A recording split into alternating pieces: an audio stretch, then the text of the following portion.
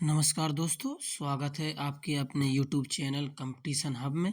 तो आज हम पीपीएससी ट्री पॉइंट ओ के लिए अति महत्वपूर्ण प्रश्नों का एक प्रैक्टिस सेट लेके आए हैं, आधुनिक भारत का इतिहास।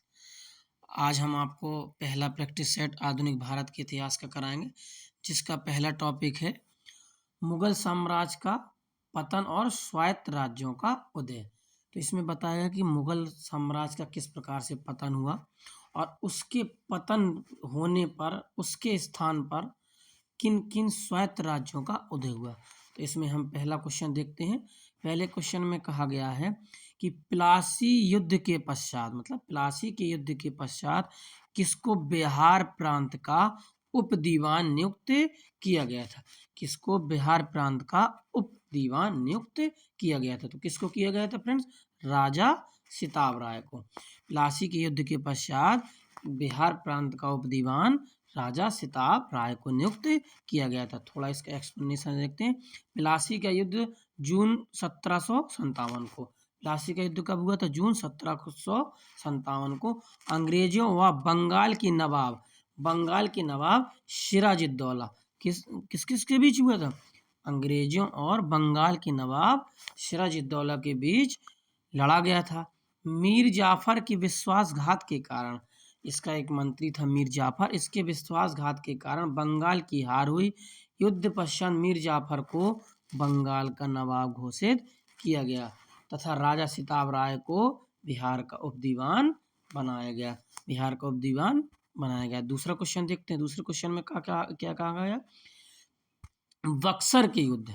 क्या कहा गया कि बक्सर के युद्ध में अंग्रेजी सेना का नेतृत्व बक्सर के युद्ध में अंग्रेजी सेना किसके नेतृत्व में लड़ी थी?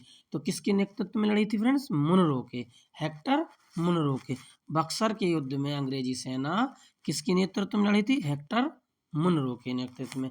बक्सर का युद्ध अंग्रेजों और मुगल बादशाह और अवध तथा बंगाल के नवाब की संयुक्त सेना के बीच 1764 ईस्वी, कब? 1764 ईस्वी में लड़ा गया था। और अंग्रेजी सेना के नेतृत्व किसने किया था? कैप्टन मुनरो ने। किसने किया था? कैप्टन मुनरो ने। ठीक है। तीसरा आगे क्वेश्चन देखते हैं हम। आगे क्वेश्चन में क्या क्या है?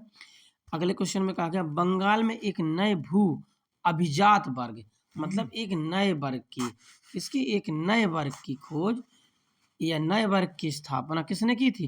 तो ये नए वर्ग की स्थापना की थी मुर्शीद कुली खान ने। किसने की थी? मुर्शीद कुली खान ने। आइए थोड़ा इसका एक्सप्लेनेशन देखते हैं। एक्सप्लेनेशन में क्या कहा गया है कि बंगाल में एक नए भू अभिजात वर्ग की स्थापना मुर्शीद कुली खान द्वारा की गई थी। मुर्शीद कुली खान ने बंगाल में इजारेदारी प्रणाली को भी शुरुआत किया था। तो अगला क्वेश्चन देखते हैं। अगले क्वेश्चन में क्या कहा गया कि सबसे पहले कौन सी घटना हुई? अच्छा, ये हमें क्रम से लगाना है कि पहले कौन सी घटना हुई, पहले फिर कौन सी घटना हुई, ये क्रमबद्ध तरीके से लगाना है। तो आइए फ्रेंड्स हम देखते हैं। तो आपको पता है कि सबसे पहले नादिर शाह का आक्रमण। नादिर शाह का आक्रमण 1739 ईस्वी में हुआ था। कब हुआ था? 1739 ईस्वी में। प्लासी का युद्ध 1757 ईस्वी में। प्लासी का युद्ध कब हुआ था? 1757 ईस्वी में। पानीपत का तृतीय युद्ध 1761 ईस्वी में। 1761। और बक्सर का हुआ था 1764 में। कब हुआ था? 1764 में। तो सबसे पहले क्या आ जाएगा? ए नंबर। फिर आ जाएगा, फिर कौन सा आ जाएगा? 1757। दूसरा नंबर। फिर आ जाएगा तीसरा। अच्छा, तो ये इस प्रकार से क्रम से लगे हुए हैं। तो सबसे पहले आ जाएगा ए नंबर। क्या आ जाएगा? ए नंबर। नादिर शाह द्वारा 1739 में भारत पर आक्रमण किया गया। नादिर शाह ने दिल्ली को लूटा, बर्बाद कर दिया। इसके बाद प्लासी का युद्ध कब हुआ था? 1757 में बंगाल के नवाब सिराजुद्दौला और रॉबर्ट क्लाइव के बीच हुआ था। तीसरा हुआ था पानीपत का तृतीय युद्ध हुआ था 1761 में। और बक्सर का युद्ध हुआ था 22 अक्टूबर 1764 में। ठीक है। आगे क्वेश्चन देखते हैं। पांचवा क्वेश्चन क्या कहता है? वह पहला भारतीय कौन था जो हाउस ऑफ कॉमन्स, कहाँ पर? हाउस ऑफ कॉमन्स का सदस्य बना था। तो हाउस ऑफ कॉमन्स के पहले सदस्य बने थे दादा भाई नौरोजी। दादा भाई नौरोजी, दादा भाई नौरोजी को हम grand old man of India के नाम से भी जानते हैं।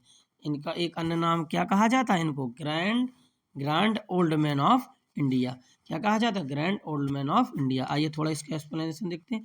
दादा भाई नौरोजी पहले ऐसे भारतीय जिन्हें 1892 में आम चुनाव में जीतकर हाउस ऑफ कॉमन्स के लिए सदस्य नियुक्त किया गया था।